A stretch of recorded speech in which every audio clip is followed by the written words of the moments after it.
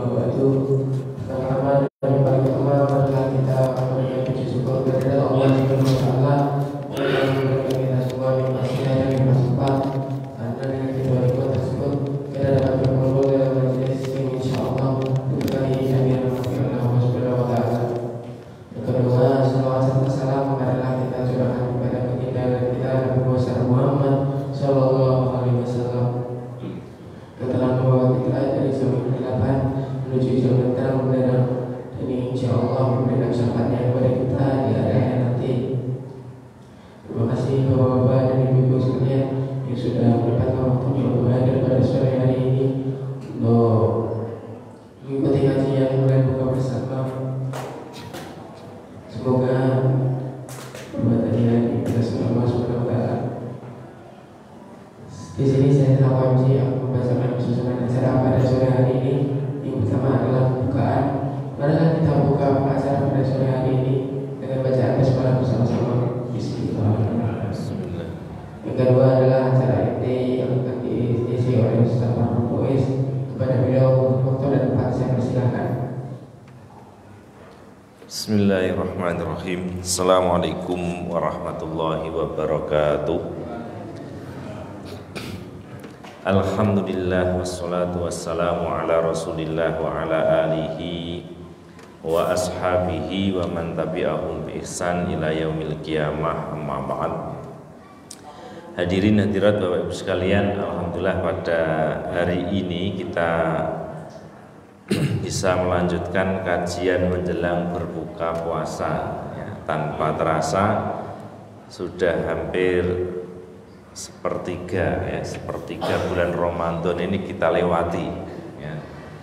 Jadi sepertiga 10 ya, sekarang 9 berarti kurang 1 sudah 10 sudah lewat. Artinya kesempatan kita Bapak Ibu sekalian tinggal 20-an hari. Nah, ini mari kita manfaatkan sebaik-baiknya ya, karena tidak ada ya hari, waktu atau bulan lain yang bisa memberikan keuntungan kepada kita sebagaimana bulan Ramadan ya.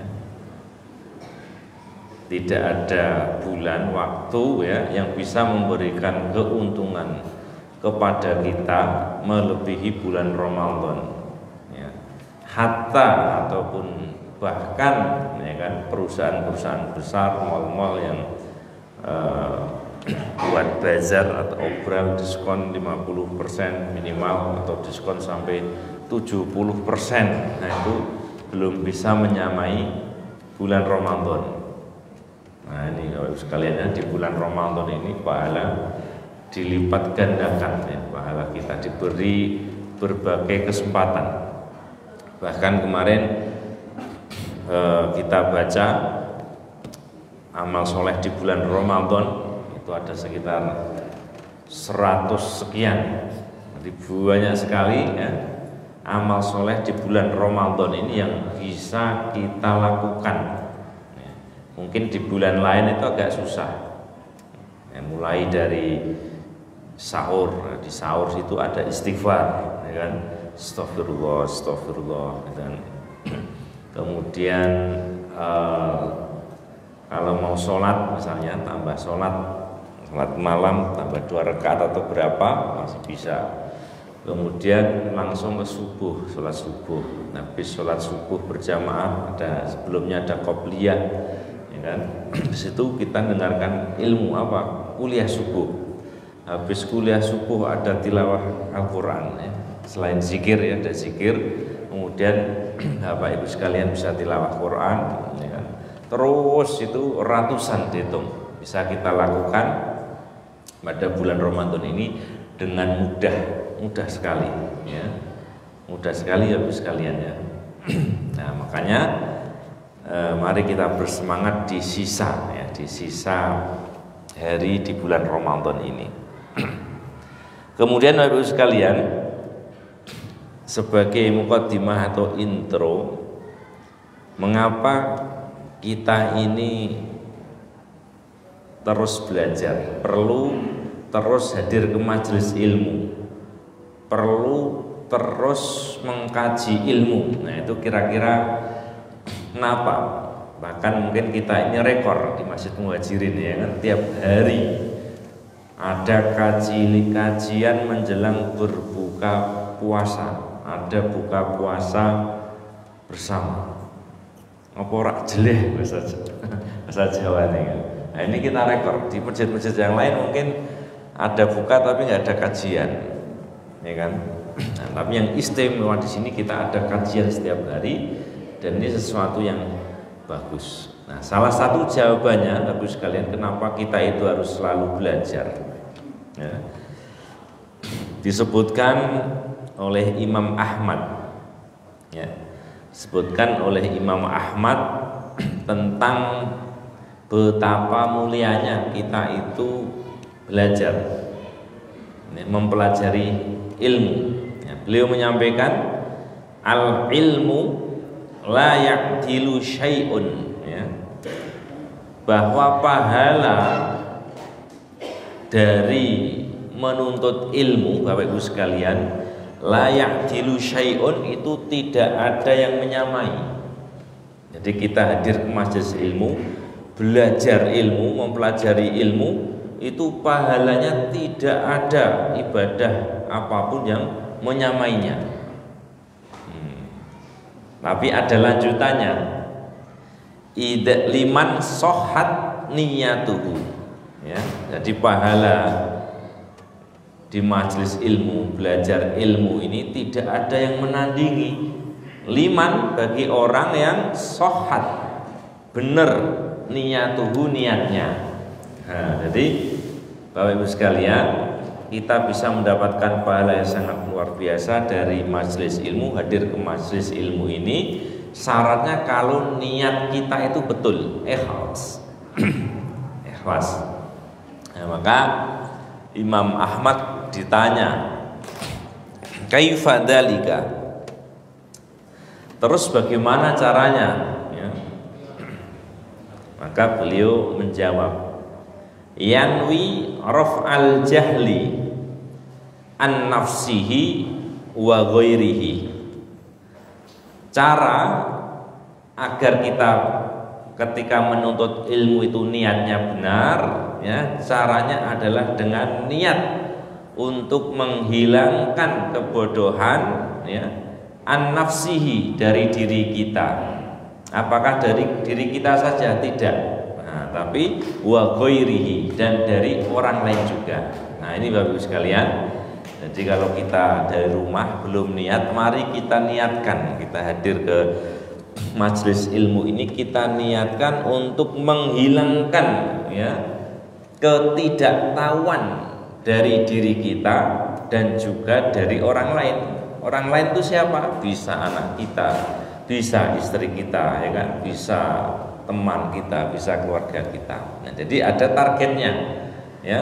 Niat kita itu menghilangkan ketidaktahuan kita. Masih banyak yang belum kita ketahui, Bapak Ibu sekalian, ya. Masih banyak yang belum kita ketahui dari ilmu yang ada dalam Al-Quran dan As-Sunnah. Maka kita niatkan untuk selalu menghilangkan ketidaktahuan atau kebodohan yang ada di dalam diri kita.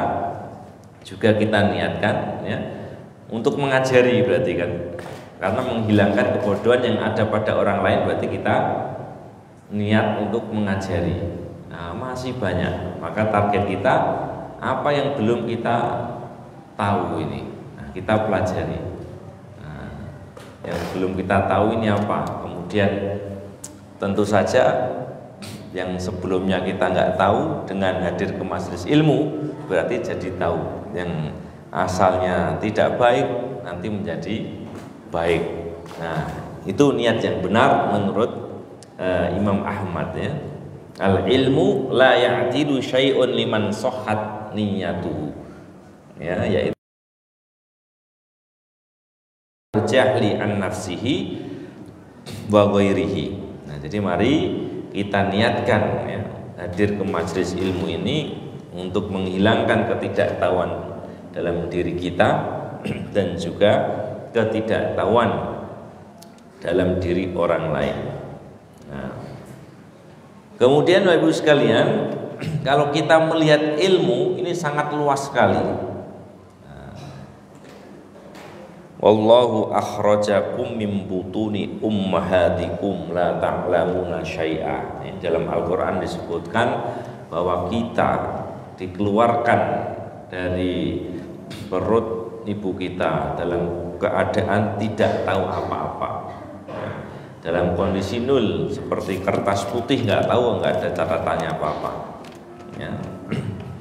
Kemudian manusia pengen tahu apa-apa, nah, dari yang tidak tahu apa-apa, nol ya, dia pengen mengetahui apa-apa. Nah, makanya dia memiliki masalah. Apa masalahnya? Yaitu belajar ilmu yang sangat banyak sekali, itu Bapak sekalian ya. Mempelajari ilmu yang sangat banyak sekali. Kalau kita melihat anak-anak dari TK ada ilmu calistung, baca, tulis, hitung, ya kan? Nanti masih ada pelajaran-pelajaran yang lain. Kalau naik SD nanti ada matematika, ada IPS, ada IPA dan sebagainya. Banyak pelajaran. Nah, dari sekian banyak ilmu itu Bapak Ibu sekalian, ada yang namanya ilmu pendidikan, khususnya anak. Ilmu pendidikan anak. Nanti ilmu itu sangat luas, sangat banyak sekali. Nah, salah satunya ada ilmu pendidikan anak, ilmu tentang mendidik anak. Nah, di dalam ilmu mendidik anak itu Bapak Ibu sekalian ada sebuah prioritas. Jadi pertanyaannya, apa prioritas di dalam mendidik anak itu, dalam mendidik generasi muda itu ya. Nah, maka jawabannya Bapak Ibu sekalian, yang perlu kita utamakan, kita prioritaskan, kita anggap penting di dalam pendidikan anak ini adalah tentang adab. Nah, ini kita sudah masuk ke materi. Nah, di judul kita pada sore hari ini adalah mengajarkan adab sebelum yang lain. Artinya sebelum ilmu yang lain, ya kan? Ilmu banyak, ya, tetapi kita perlu memprioritaskan, ya, mengutamakan tentang adab. Ya, ilmu adab ini kita ajarkan terlebih dahulu kepada anak-anak kita, kepada masyarakat kita, kepada diri kita. Apa alasannya, Bapak Ibu sekalian? Ya. Nah, di sini ada 3 alasan mengapa kita harus mengajarkan adab terlebih dahulu dibandingkan yang lainnya. Yang pertama adalah, nah ini diingat-ingat Bapak Ibu sekalian, ya. Karena kalau kita baca sejarah, dalam satu majelis Imam Malik bin Anas, seorang tabi'ut tabi'in, itu dalam satu majelis yang datang itu 4.000. Kita berapa ini? 1, 2, 3, 4, 5, 6, 7, 9, 10.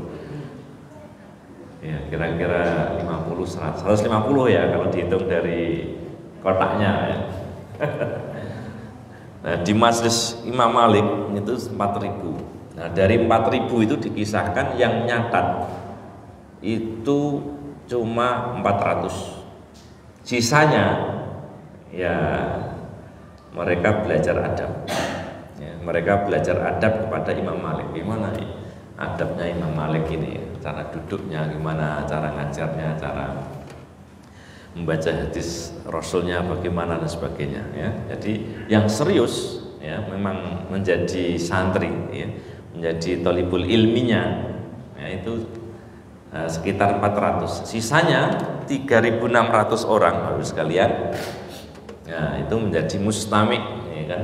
Memang belajar ingin belajar adab pada Imam Malik. Nah, mengapa kita harus mendahulukan adab? Yang pertama, ya, yaitu karena kebiasaan para sahabat. Jadi mendahulukan adab daripada ilmu-ilmu yang lain, Bapak Ibu sekalian. Nah, itu merupakan kebiasaan yang sudah dilakukan oleh para sahabat dan ulama. Nah, salah satu contohnya bisa kita ambil perkataan dari Umar bin Khattab, ya. Beliau menyampaikan ta'addabu tsumma ta'allamu. Ta'addabu, belajarlah adab. Nah, itu yang pertama, belajarlah adab. Summa itu artinya kemudian, ya. Ta'allamu baru belajar ilmu-ilmu yang lain. Jadi yang pertama kali, ya kan, ta'addabu, ya. Belajar adab baru belajar ilmu. Nah, begitu.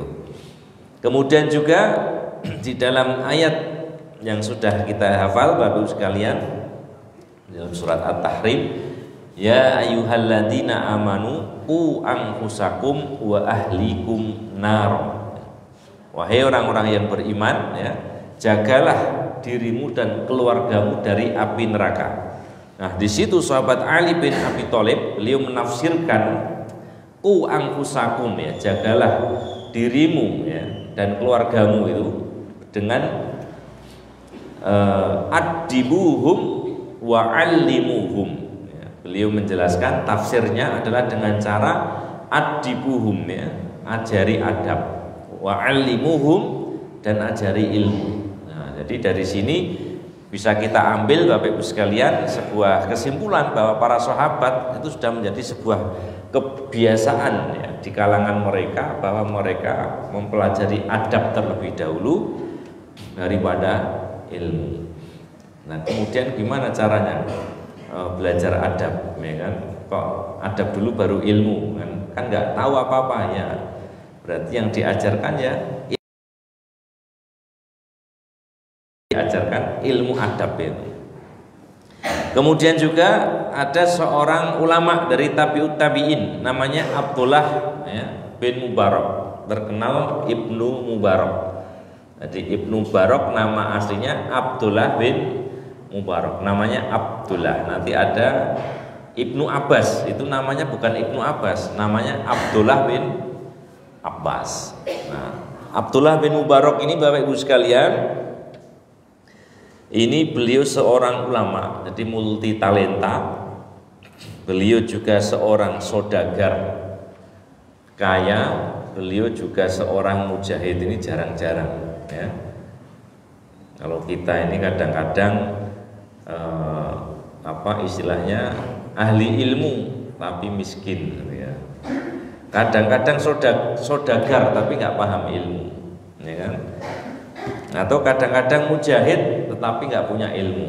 Nah, Abdullah bin Mubarak ini terkenal, dia seorang ulama, kemudian saudagar kaya. Bahkan dikisahkan Bapak Ibu sekalian, beliau pernah menghajikan orang sedesa. Bayangkan, kita aja haji sendiri aja belum, Pak, ya. Ya, doa, ya. Selain kita bisa haji, ya, bisa menghajikan orang lain. Ini Abdullah bin Mubarak, ya, menghajikan orang sedesa. Nah, kita bayangkan. Beliau pernah mengatakan dalam sebuah ucapan, tolabtul adaba salasina sanatan, ya, aku belajar adab, ya, belajar tentang adab itu selama 30 tahun. Nah, bayangkan, Pak, 30 tahun. Wa tolabtul ilma ishrina sanatan, dan aku, ya, belajar ilmu itu 20 tahun. Nah, jadi lebih banyak mana? Lebih banyak belajar adabnya. Nah, ini bagus sekalian, ya. Jadi belajar adabnya beliau itu 30 tahun, belajar ilmunya 20 tahun. Nah, sehingga juga ada perkataan yang terkenal Bapak Ibu sekalian, bahwa para salaf, para orang-orang dahulu yang solih itu lebih istilahnya mementingkan sedikit adab daripada banyaknya ilmu. Nah, ini, ya. Nah, itulah alasan yang pertama mengapa kita harus mendahulukan adab, ya, karena itu merupakan kebiasaan dari para sahabat dan para ulama waktu itu, ya.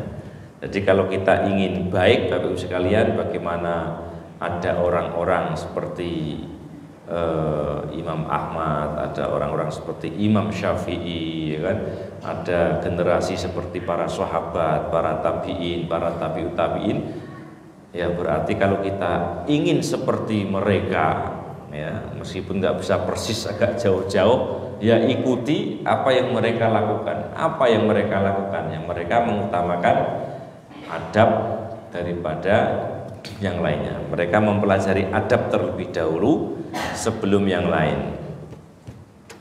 Nah, itu yang pertama, Bapak Ibu sekalian, ya. Jadi alasan yang pertama sudah clear bahwa mengapa kita harus mendahulukan adab, yaitu karena kebiasaan para sahabat dan para ulama waktu itu.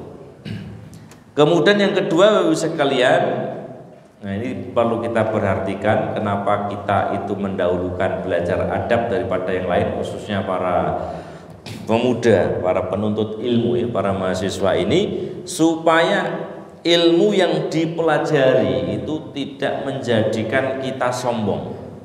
Nah ini poinnya, penting ya, supaya ilmu yang dipelajari itu tidak membuat sombong. Sebagaimana perkataan dari Abdullah bin Mubarak juga, inna lil ilmi tuhyanan katuhyanil mal. Sesungguhnya ilmu itu bisa menjadikan seseorang sombong, sebagaimana harta bisa menjadikan seseorang sombong. Nah ini, jadi kalau orang kaya, Pak, ya, banyak harta, itu bawaannya sombong kan. Nemu uang 100.000 di jalan, nggak diambil, Pak, ditambahi. Harus belajar, masuk ada masalah terus kita hindari, ya, itu rambu-rambu, ya, agar kita dalam menuntut ilmu nanti nggak sombong, maka belajarlah adab, kan begitu. Jangan terus kita, ya kan, kita juga tidak akan menghormati ahli ilmu atau ulama. Nah seperti anak-anak itu kan, anak-anak kita belajar Quran tahfidz, ya, di tasnya ada Quran, pulang dilempar, itu karena apa? Enggak kita aja lempar. Nah ini kan kebalik, ya kan? Nah, makanya perlu kita tanamkan, ya, perlu kita tanamkan. Sampai mana? Supaya menghormati ilmu dan ahli ilmu. Nah ini penting, karena Bapak Ibu sekalian, banyak juga orang-orang yang ahli hadis, ya kan, belajar hadis atau belajar ilmu Islam, dia tidak sibuk mengamalkannya, tapi sibuk untuk mengkritik para ulama, ya kan, untuk mengkritik para ulama atau mencari kesalahan-kesalahan para ulama. Nah ini berarti apa? Berarti tidak menghormati ilmu dan ahli ilmu. Nah kalau kita punya adab, pasti akan kita jaga. Ini penting sekali, Bapak Ibu sekalian, ya. Penting sekali kalau kita terapkan nanti dalam kehidupan sehari-hari, ya. Jadi kita sampaikan lagi mengapa kita ini harus mendahulukan adab. Yang pertama karena kebiasaan para sahabat dan para ulama.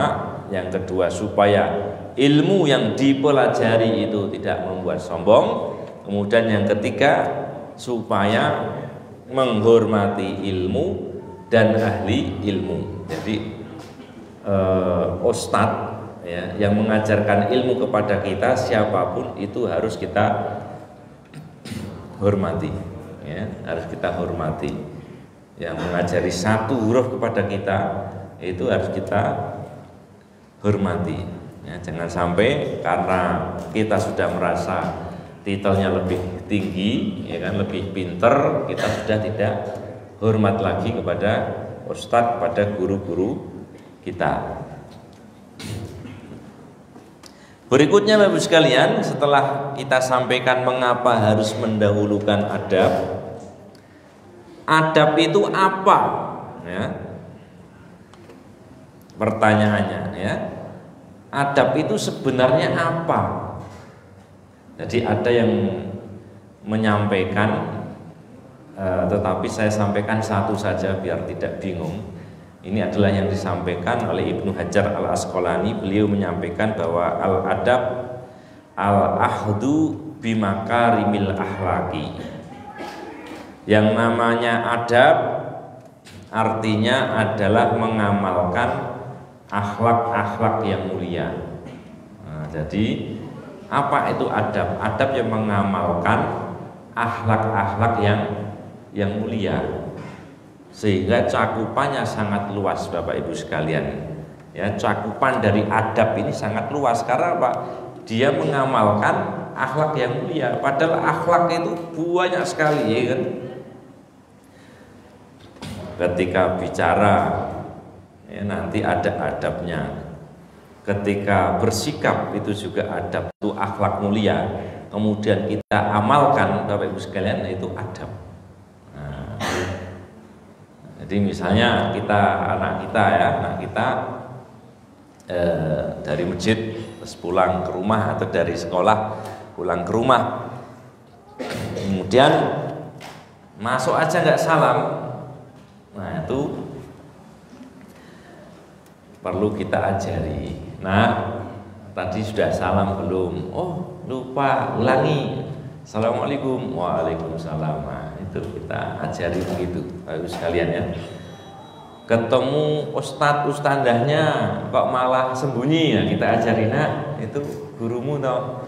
Ya, ayo salim dulu. Nah, salam, salim. Nah, itu adabnya kita ajari. Sangat luas sekali nanti Bapak Ibu sekalian ya. Al-ahdu bimakarimil ahlaki, yaitu mengamalkan akhlak yang mulia. Jadi di mana ada akhlak mulia kemudian kita amalkan, nah berarti kita beradab. Ya, kita beradab. Dan dalam melaksanakan adab Bapak Ibu sekalian ya, sebagai orang tua ya, kita memang perlu cerewet, bahasa ibu-ibunya. Kalau ada anak-anak yang tidak mengamalkan adab, kita harus ingatkan. Misalnya ada anak ya, adabnya kalau mau masuk ke kamar orang tua atau kamar saudara kan nggak langsung kelonong, tok tok tok, assalamualaikum. Ya kan, kalau diizinkan baru masuk. Nah, misalnya anak kita assalamualaikum sambil masuk, nah itu pelanggaran ya. Kita ingatkan, nak, gimana adabnya? Ketok dulu, oh iya, ya kan, suruh ngulangi, ketok dulu, tok tok tok tok, assalamualaikum, ya kan. Kadang-kadang anak nggak sabar ya, tok tok tok, silakan masuk sendiri. Kita ingatkan ya, adabnya nggak begitu ya, ulangi, ya gitu. Nah ini Bapak sekalian ya. Jadi kita harus cerewet memang. Di masjid kok rame kan, harus diingatkan. Ya kan? Di masjid kok bual-balan misalnya kan. Kayak cacah muhajirin misalnya kan, bual-balan. Diingatkan, harus cerewet. Karena apa? Dikisahkan dahulu pada zaman tabi'in itu ada yang namanya kalau nggak salah Al-Bahli. Itu seorang guru ya, seorang guru punya murid 4.000. Jadi ruangannya besar sekali Pak. Jadi ruangannya itu bisa menampung 4.000 murid dan itu diajar sendiri ya, sehingga untuk mengajarnya dia naik keledai. Wah, karena buahnya itu keledai ya kan, naik ke sana ngajar sini, ngarahkan sana, ngarahkan sini, diam semua, tulis. Bayangkan 4.000 Pak, kita 10 orang aja udah rame banget ya. Itu kenapa bisa seperti itu Pak? Boleh jadi belum kita tanamkan adab yang benar kan gitu ya. Ini masjid waduh malahan misalnya ya, misalnya. Ini salah satu yang tentu saja tidak terlalu keren, memang zamannya berbeda. Ya kan, kalau dulu masyarakat orang tua masih sama, satu frekuensi kan. Nah, sekarang kalau kita belajar psikologi kan bebas. Anaknya bebas, ekspresi ya Pak, jangan ditahan-tahan gitu ya. Nah, tapi kalau kita kembalikan kepada Islam, sesuatu yang menyimpang harus kita ingatkan. Nah, agak cerewet tidak apa-apa, karena dengan seperti itu ya anak-anak akan belajar. Nah, jadi jangan pernah berpikiran Bapak Ibu sekalian, anak-anak itu tidak memperhatikan apa yang kita lakukan. Nah, jangan sampai berpikiran seperti itu. Ya, karena anak-anak kita itu pasti ya memperhatikan apa yang kita lakukan, ya kan?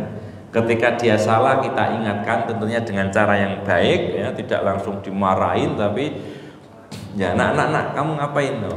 Terus kita luruskan misalnya, kalau perlu 4 mata misalnya, ya kita sampaikan, nah, nanti dia akan teringat, oh ya dulu saya pernah salah, ya kan? Kemudian diingatkan seperti ini. Baik. Kemudian Bapak Ibu sekalian, tanggung jawab siapa? Nah, jadi kita sudah sampaikan tentang alasan mengapa harus mendahulukan adab, kemudian apa itu adab, ya. Berikutnya Bapak Ibu sekalian, tanggung jawab siapa untuk mengajarkan adab ini kepada anak-anak kita? Maka yang pertama adalah orang tua. Jadi yang wajib mengajarkan adab kepada putra putrinya adalah orang tuanya. Guru nanti ya. Jadi orang tua dulu. Jadi kalau anak kita adabnya kurang, Bapak Ibu sekalian, jangan langsung nyalahkan sekolahan itu atau guru nih ngajari ora. Salahkan diri kita dulu. Oh ya, kita sebagai orang tua sudah ngajari belum? Masuk rumah itu salam, ya kan, misalnya. Masuk kamar mandi misalnya kaki kiri dulu, udah kita ajari belum ya? Kalau belum berarti ya itu tanggung jawab kita, ya. Yang pertama, nanti mari kita lihat adab anak kita itu bagaimana, ya. Adab anak kita itu bagaimana, ya. Kalau ada yang kurang berarti kita introspeksi diri kita, ya. Mungkin kita banyak mendiamkan, dikandani bolak-balik, ya kan, gak mudeng-mudeng atau gak dilakoni, akhirnya kita diamkan saja, itu salah, ya kan? Karena tugas kita ya memang sebagai orang tua yang mengingatkan, kan? Entah peringatan keberapa nanti anak kita itu terbiasa, ya tidak tahu, tapi kita ingatkan terus, ya kan? Ya kan, jaga kebersihan, makan tangan kanan dan sebagainya, sehingga nanti ketika ada anak kok makan sambil berlari-lari, nah maka sebagai orang tua, ini orang tua dulu, dia harus ingatkan, nak, makannya sudah benar belum, gitu ya. Nah nanti kan dia, oh ya, kalau nggak tahu, kenapa ya? Nah, boleh nggak makan sambil berdiri atau sambil lari? Oh ya nggak boleh, akhirnya dia akan langsung ingat. Kemudian yang kedua, yang bertanggung jawab adalah guru. Ya, kalau di sekolahan yang bertanggung jawab adalah guru, sehingga Bapak Ibu sekalian menjadi guru ini memang berat, ya, karena guru harus memberikan contoh, ya kan, memberikan contoh yang baik kepada anak. Misalnya adab membaca Al-Quran, yaitu menghadap kiblat. Nah itu kan kalau diajarkan seperti itu, nanti suatu saat ya gurunya tidur di masjid, kakinya di kiblat misalnya. Nah, nanti anak akan bertanya-tanya, ini benar enggak yang diajarkan kemarin? Nah maka guru bertanggung jawab, ya, untuk mengajarkan, mempraktekkan adabnya, ya kan, adabnya, biar anak-anak ini melihat dan benar-benar mempraktekkan tadi, ya. Kemudian Bapak Ibu sekalian, yang tanggung jawab sudah kita jelaskan, ya, ortu dan guru. Nah, misalnya sebagai orang tua kita ajarkan adab memanggil orang tua atau guru, adab memanggil kakak. Ini harus kita ajarkan, jangan sampai nanti ada anak manggilnya jangkar, misalnya bapaknya itu namanya Ahmad, manggilnya Mat, nah nggak boleh itu, pelanggaran, harus bapak, nah, atau ibu, ya kan, bapak ataupun ibu, abi, umi, abah, umah, nah, terserah, yang penting jangan manggil namanya langsung. Demikian pula manggil kakak, ya jangan jangkar, panggil kak, kan begitu ya. Memang di Arab tidak ada sih, di Arab tidak ada, di Arab manggilnya ya langsung namanya ya. Tapi ini budaya kita di Indonesia, kalau jangkar itu nggak sopan, ya, nggak sopan. Kemudian ada misalnya belajar, ya, ada belajar ya, kita ajari, ada belajar, misalnya baca basmalah dulu, ya, Bismillah, ya. Kemudian sedikit-sedikit, ya. Kemudian adab makan, nah, kita ajari, ya, adab terhadap Al-Quran kita ajari. Artinya kita praktekkan, ketika kita melihat ada yang menyimpang ya kita ingatkan. Kemudian bagaimana cara mengajarkan adab ini, ya, bagaimana cara mengajarkan adab. Nah, caranya ada dua Bapak Ibu sekalian, yaitu teori dan praktek. Nah, teori ya tadi dengan ngomong atau dengan talqin, mutun, misalnya anak-anak diajari adab-adab kepada orang tua, satu, jangan meninggikan suara, dua, apa misalnya ya. Nah, itu dengan ditalqin, suruh ngapalin, ya, itu teorinya. Kemudian secara praktek ya memang kita praktekkan. Jadi pernah Bapak Ibu sekalian di madrasah Imam Malik, ya, beliau mengajarkan bahwa guru itu pada waktu itu memiliki sebuah panci, ya, zaman dulu prakteknya gitu. Kemudian tiap hari ya murid itu disuruh antri, ya, mereka disuruh antri masing-masing bawa air dan papan.